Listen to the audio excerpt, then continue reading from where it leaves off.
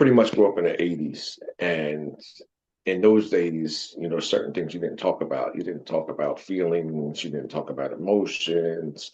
I grew up in the era of, walk it off, shake it off, rub some dirt on it.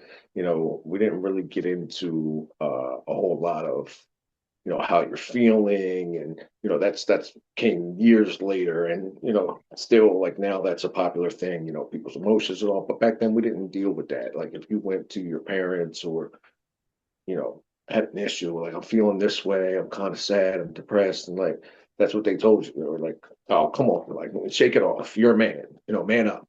Toughen up, So kid. Get yeah, over it. so yeah, we weren't raised in that era. We weren't raised that way, where it was kind of taboo to talk about things like that. And, to be completely honest with you, I feel like that was a whole lot of the reasons for, troubles I had later on in life.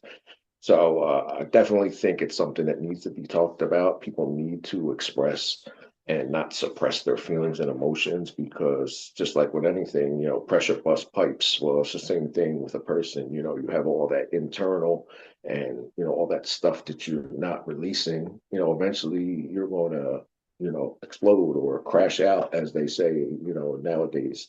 So yeah, I mean, that wasn't something that we talked about.